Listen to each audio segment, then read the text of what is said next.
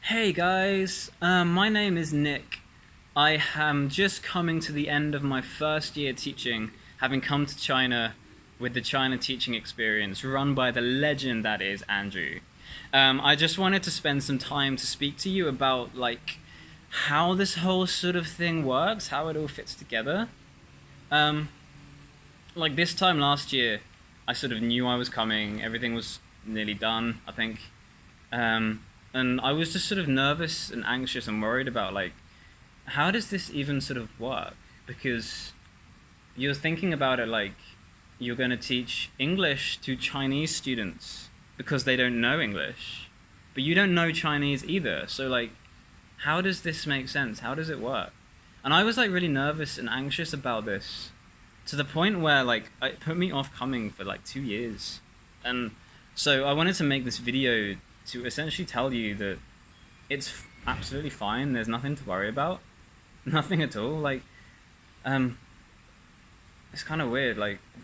I'm gonna try and start in a really strange place. Let's use the Eurovision Song Contest.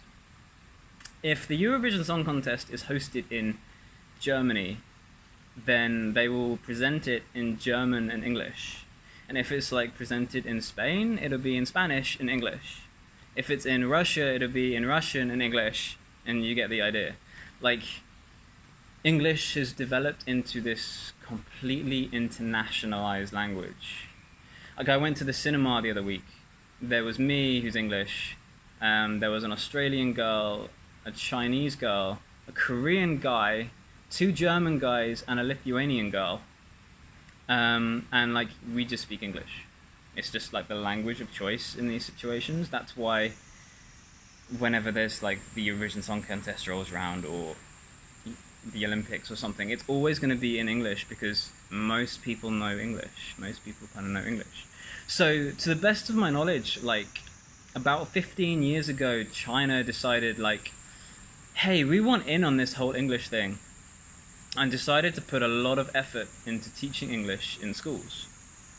So what you'll probably find is most people over the age of 30 or 25 or 30, their English is not going to be much more than hello and okay. But the younger 20s, people at school, their English is good now. If you think about it, I think they have English lessons every day. Sometimes 2 lessons a day if you include mine. If the parents are rich, the parents are all on board with the whole English initiative thing. If they're rich, they'll throw their kid into an international kindergarten and they'll start learning English at the age of 2 before they even understand Chinese properly, just so they can hear and be exposed to English every day, because they realize how kind of important English is on the global scale. So if you were to think about, they then go through primary school, go through middle school, high school, and they're having English lessons every day. I teach 12-year-olds, year 7. Their English is already, great. If you think about it, that's 8 years learning English. Their English is probably comparable to, an 8-year-old English person. An 8-year-old, English kid. And in fact, in their writing, grammar stuff, if you put, a 12-year-old kid from England up against a 12-year-old Chinese kid, they'd probably come up with something very similar in terms of quality, ability. Because it's just taught here like it is in England. So yeah, I teach you year 7, 12-year-olds. They've been learning for 6, 7, 8 years. I probably have 5 students. I have 700 or something ridiculous a week. I probably have 5 students who are fluent.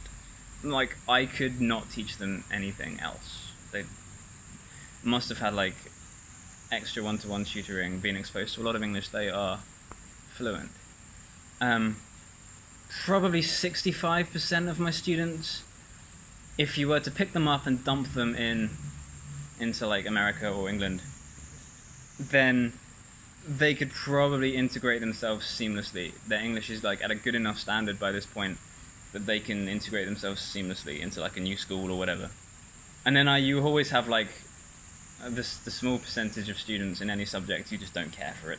See the lesson as an extra break time, which is really annoys me, but you're always going to get it. But yeah, essentially, my students have had like 8 years of learning English. They speak like 8-year-old kids on average.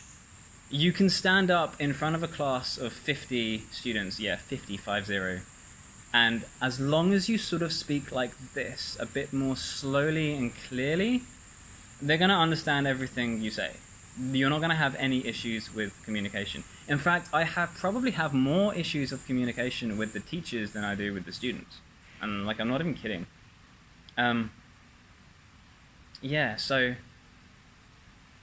there's absolutely nothing to be worried about. Like, despite what I've just said, if I could give you one tip, especially with those sort of weaker students, the idea behind being a foreign English teacher is to try and speak as little as possible. If you can get your head around the idea that you're teaching them a language they don't know and you can't speak the language they know, then if you were to think about a Chinese person just speaking to you in Chinese for 40 minutes, you're not going to learn anything. So it kind of works in reverse too. The lesson is going to be better the less time you spend speaking. It's about like self-exploration for them. But as I say, their ability generally is so good that you're always going to have students who just know everything. So I hope this kind of helps in some form. I just wanted to let you know, like, because as I said, I was really worried about how this whole thing sort of fit together because I couldn't speak Chinese and I assumed they can't speak English, and like, how does this work? How would this ever work? Would you just embarrass yourself every day at school and just hate it? It's not like that in the slightest. You're going to be essentially talking to kids with similar English ability to English kids, and I'm not even kidding. If you go to like the private international schools, it's going to be on par with English students. So in terms of being scared or worried about what to expect, there's nothing to be worried about at all, and I wish I personally knew that sooner, because I would be on like my 4th or 5th year in China by now.